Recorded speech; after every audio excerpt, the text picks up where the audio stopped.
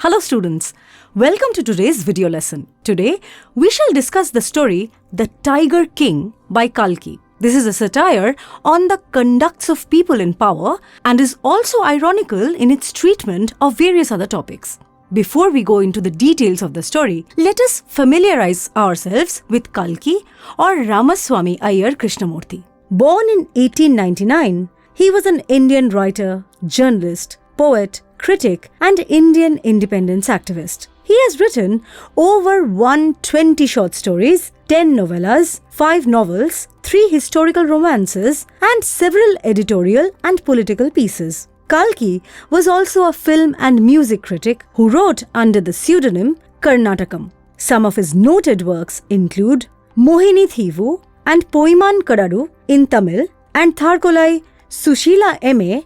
and other short stories. Let us now begin with the story. The Maharaja of Pratibandhapuram was Jilani Jung Bahadur, popularly known as the Tiger King. His name was preceded by many pompous and meaningless epithets like His Highness Jamidar General, Khiledar Major, Sata Vyaghra Samhari, Maharaja Dhiraj Vishwa Bhuvan Samrat, and so on. This custom to appease monarchs and declare their glory in epithets preceding their name is mentioned to make fun of ancient rituals. In this story, the narrator tells us why Jilani Jung Bahadur had come to be known as the Tiger King. Though the king has been long dead, his story lives on, and the narrator is absolutely resolute in his decision to tell us about the king. He says that not even the Stuka bomber, which is a German dive bomber and ground attack aircraft, could stop him from narrating the story of the king.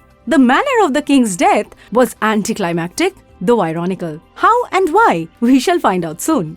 When the Maharaja was born, astrologers had predicted that though he would grow up to be the most valiant warrior and hero, he would die one day. It is funny how such an obvious event like death had to be stated and was considered a prediction by the astrologers. A miracle took place when the 10-day-old Jilani Jung Bahadur spoke, astonishing everyone. He asked the astrologers to state the cause or manner of his death instead of stating the obvious that he was going to die someday. Of course, the author is deliberately exaggerating the incident to point out how rumors can convert a normal person into a legend. The chief astrologer was amazed and surprised at the fact that a 10-day-old baby not only talked but also raised intelligent questions. He made an instant prediction that since the little prince was born at the hour of the bull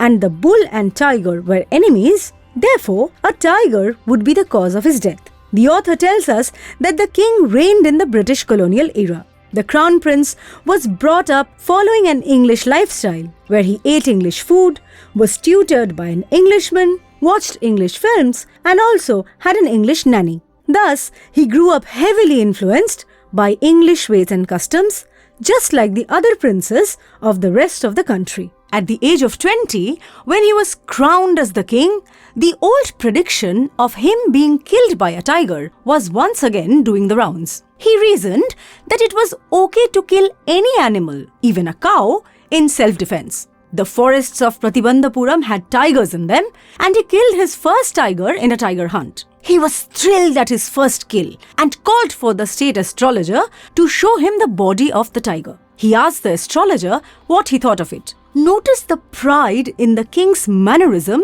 when he challenges the astrologer and asks for his opinion. The astrologer made another prediction, stating that the king might kill 99 tigers, but he should be very careful with the 100th tiger. The king then questioned the astrologer what would happen if he killed the 100th tiger. The astrologer replied that he would tear up his astrology books and set them on fire. Moreover, he would cut off his tuft, crop his hair short, and become an insurance agent. Driven by astrological predictions, and just to prove the astrologer wrong, the king began a territory-wide tiger hunt. The narrator muses that it was probably a moment of celebration for the tigers of Pratibandhapuram, as the state or the government banned hunting of tigers by anyone except the king. The king was set upon fulfilling his challenge and neglected all other duties towards his people. He faced no challenges or threats in the beginning, even though he faced situations where he fought the tigers with his bare hands. A mere prediction was enough to set him off on a lifelong track which made him neglectful of his duties and responsibilities as a king. He also faced a threat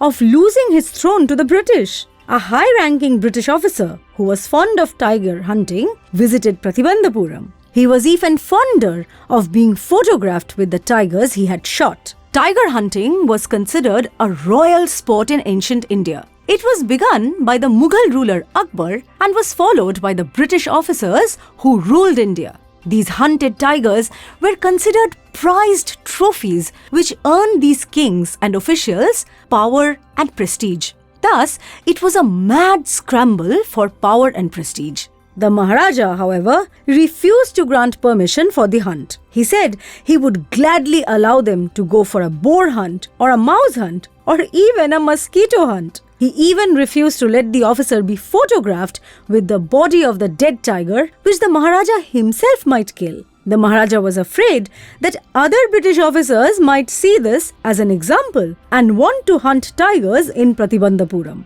In order to prevent the loss of his crown to the British officer, he sent 50 expensive diamond rings worth 3 lakh rupees to the officer's good lady or wife. Thus, we see how the Maharaja was ready to risk his throne for fulfilling his reckless, adamant desire. Moreover, he had to immorally bribe the British officer to save his kingdom. What happened after he was able to save his kingdom? Was he able to fulfill his quest of killing 100 tigers? We shall find out in the next part of the video lesson. See you in the next part.